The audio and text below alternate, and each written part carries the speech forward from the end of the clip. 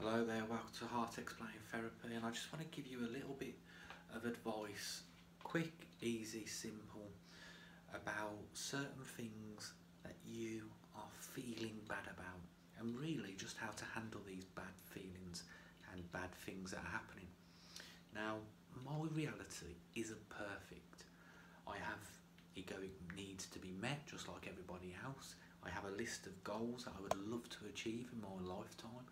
I have lots of sort of experiences that I want to have with my son, partner, family that I can't do at the moment, not just because of COVID, but certain financial reasons, certain sort of problems that are in the way of this. So I haven't got everything met, and I'm kind of guessing that you haven't either.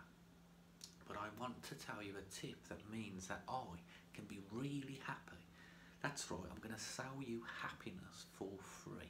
And I suppose as a life coach and a well-being coach, that's what I do. I try to tell you how you can be sort of content in your reality. Because I've got a feeling that your reality is a lot worse in your head than anybody else's head. And this is an important thing that we've got to figure out and we've got to sort out. Now, if you think of perspective, perspective is seeing the world in a different way. So I could say that I could drink a nice glass of red wine and I really enjoy it. I think it's beautiful. I could pass it to a friend and say, try this, it's the best thing since sliced bread. They try it, they spit it out, they think it's horrible. And you go around 10 people and everyone's going to have a different opinion, a different perspective on this one glass of red wine. Now this happens with the world.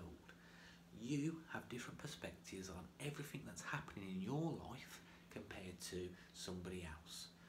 This is one of the keys to a curative problem for mental health. It's actually curative, this is, if you understand it. When you have a problem in your life, the best thing to do is actually not worry about the specific problem, in the sense that you normally get anxiety, you might bury your head in the sand, you might get really angry, you might put it to the side for a week or two, you might not even accept it, and you've got this horrible behaviour and this thing that you call anxiety because 3 days ago you didn't really accept that news into your psyche like you should. So how do we deal with this? Well, perspective is a great tool. I get a horrible bill through the door. I owe £1,000. I can't pay that £1,000. I don't earn enough to pay that £1,000. It's going to take me a year, 2 years to pay that off. It's impossible. I'm in a dilemma. The normal reaction from a human being in today's modern times about something like this is to get anxiety, to possibly go and get depression and be diagnosed with depression and get antidepressants, which is really, really bad, and have lots of behaviours that are really negative. And trying to solve that with all that going on, very, very difficult to think clearly enough to phone them up, get a payment plan sorted, deal with it, ask for advice, tell friends and family. You probably won't tell anybody about that because shame, guilt, embarrassment, not understanding emotions. Mental health. Not understanding emotions, mental health. Now, perspective. What I would do with this information is not change any of my feelings. I will realise that this is a part of life, a reality. I've messed up, I've totally forgot about this bill. I would instantly just figure out on what I'm going to do without the worry. Do not attach any emotional experience with it, because really all it is a letter, a piece of paper. And you could say, but that owes £1,000, but that's just money as well. And if you went to court and you haven't got the money to pay, then you're going to be okay, aren't you? And all these realities aren't really true. They're just sort of out there in the outside world. Your feelings come from within here. So why would I let a piece of paper with a letter change me? That makes no sense. I can still deal with it quite calmly. I don't have to be affected inside here. Now this happens all the time, and you think that it's okay to use logic, intellect, rationale, and it's not. You need to bypass emotions to get stuff done. You need to bypass the emotional feeling. Now I'm not saying become emotionless. This actually makes you really sensitive, because you start to understand every human being is this cocktail of chemicals every day. And it's like, how does anybody get on? It's actually amazing that anybody gets on at all with this constant cocktail of chemicals just keep going on throughout the day. But you can be productive, proactive. You can actually get shit done because you're not paralysed anymore. Perspective is a massive tool. Always believe, like,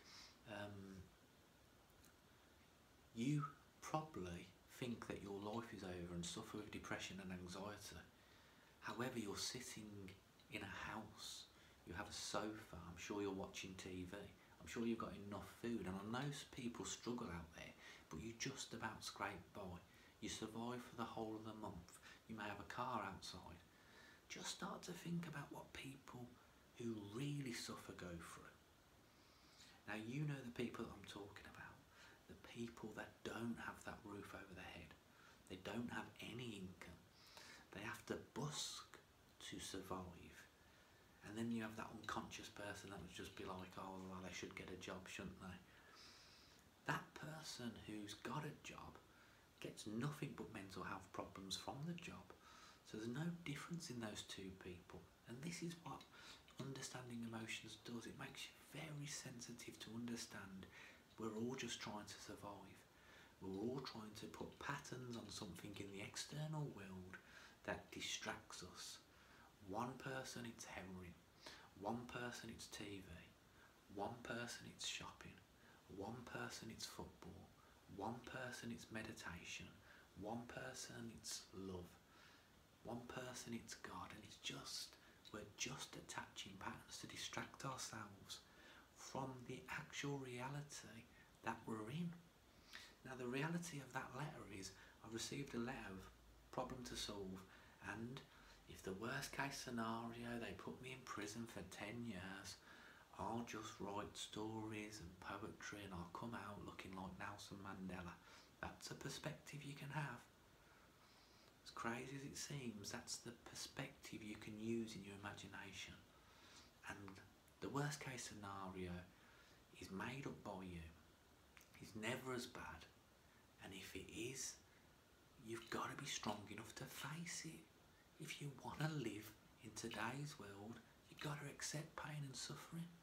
A lot of people say Jordan Peterson is very negative, he's very depressing. It's because you don't like uncomfortable feelings being brought up. And you've got to go towards that, because that's where you learn, that's where you grow, that's where you become fearless. That's where you understand how to communicate with people, and that's where you understand to be sensitive to all of the shit that you see.